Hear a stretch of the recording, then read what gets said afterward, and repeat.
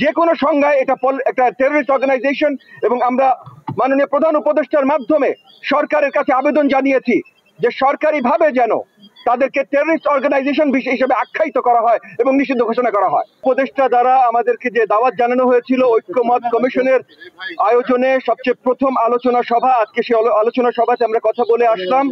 আলোচনা সভা এখনো চলছে, অনেকে আলোচনা করছেন, কিন্তু মেইন আলোচনাগুলো শেষ হয়ে গেছে। আজকের আলোচনার বিষয়বস্তু ছিল হলো যে সামনে প্রত্যেকটা কমিশনের সাথে রাজনৈতিক দলগুলো কিভাবে বসবে, কিভাবে আলোচনায় ঐক্যমত আসবে এবং সেটা অ্যাকশন মানে ইমপ্লিমেন্টেশন সামনে যে কিভাবে হবে।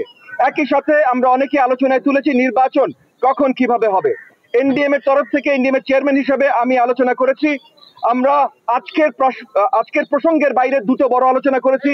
একটা হলো আওয়ামী লীগকে আমরা নিষিদ্ধ ঘোষণা দেখতে চাই।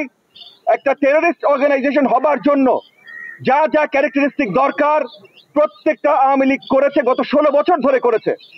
বাংলাদেশের মানুষের উপরে গণহত্যা ঘটিয়েছে, ভোট ডাকাতি করেছে, অর্থনৈতিক লুটতরাজ করেছে, জনগণের উপরে আক্রমণ করেছে। একটা অর্গানাইজেশন স্ট্রাকচার নিয়ে একটা পলিটিক্যাল রেজাল্ট খুঁজে তারা এই কাজগুলো করেছে।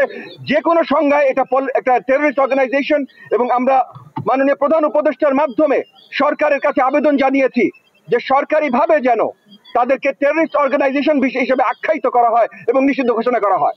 একই সাথে আজকের প্রসঙ্গের বাইরে আরেকটা আলোচনা আমরা নিয়ে এসেছিলাম এনডিএম এর পক্ষ থেকে, সেটা হলো জাতীয় নির্বাচনের আগে যেন কোনোভাবেই স্থানীয় নির্বাচন না করা হয়।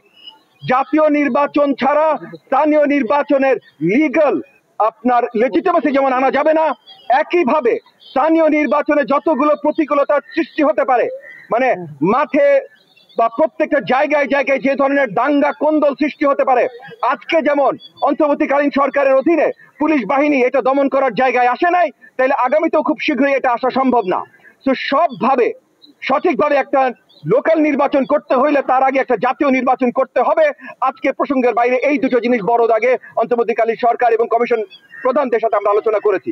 আর আজকের প্রসঙ্গে যেটা আলোচনা করেছি সেটা হলো যে এই যে ঐক্যমত আনা, এই ঐক্যমত আনার জন্য আমরা সাজেশন দিয়েছি এই এই ঐক্যমত কমিশনকে যে প্রত্যেকটা কমিশন আলাদা করে যেন প্রত্যেকটা রাজনৈতিক দলের কাছে প্রতিনিধি রিকোয়েস্ট করেন এবং এই প্রতিনিধিদের সাথে তারা বসে প্রথমে ভোটাভুটি করেন কোন কোন রিফর্মগুলো কোন কোন রাজনৈতিক দল চায়, যেগুলোতে সবাই ঐক্যমত পোষণ করবে সেটা নিয়ে আলাদা একটা চার্টার তৈরি করা যে এইটা মীমাংসিত ঐক্যমত, এর বাইরে কেউ যাবে না।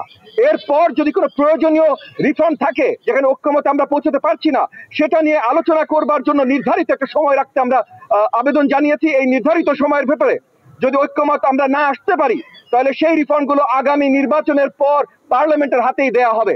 দ্বিতীয় যে আলোচনা আমরা এনেছি যে ঐক্যমতে আমরা যেটাতে আসবো যেই রিফর্মে, সেগুলো আমরা কিভাবে বাস্তবায়ন করব, সেই বাস্তবায়নের জন্য অন্তর্বর্তীকালীন সরকার কতখানি কাজ করবে এবং রাজনৈতিক দলগুলোকে নিয়ে কিভাবে প্রমিসবদ্ধ চুক্তিবদ্ধ করতে পারে যে যার মাধ্যমে যেই সরকার আসুক না কেন আগামীতে, কারণ এটুকু পরিষ্কার ভাই যে নির্বাচিত সরকারের বাইরে অন্য কেউ ইনঅ্যাক্ট করতে পারবে না কোনো বড় ধরনের রিফর্ম। তো নির্বাচিত সরকার এসে ওই ঐক্যমত রিফর্মগুলো কিভাবে ইনঅ্যাক্ট করবে সেটা নিয়ে আমরা আলোচনা করেছি এবং শেষ আলোচনা করেছি যে সবচেয়ে এই মুহূর্তে সবচেয়ে গুরুত্বপূর্ণ আমাদের জন্য শীঘ্রই একটা সঠিক জাতীয় নির্বাচন নিয়ে আসা। নির্বাচন কোনোভাবেই কোন সংস্কারের সাথে সাংঘর্ষিক না এবং এই সংস্কারের আলোচনা এবং নির্বাচনের তৈয়ারি পাশাপাশি ভাবে একসাথে চলতে পারে এবং সেই আঙ্গিকেই মাননীয় প্রধান উপদেষ্টাকে আমরা আবেদন জানিয়েছি যে উনি টেন্টেটিভ একটা তারিখ বলেছিলেন 2025 সালের ডিসেম্বর। উনাকে আমরা রিকোয়েস্ট করেছি যে 2025 সালের ডিসেম্বর যে হতে হবে তা না, যত শীঘ্রই আমরা সঠিকভাবে একটা নির্বাচনের পথে যেতে পারি, নির্বাচন দিতে পারি, উনি যেন সেইভাবে একটা নির্বাচনের ডাক জানান।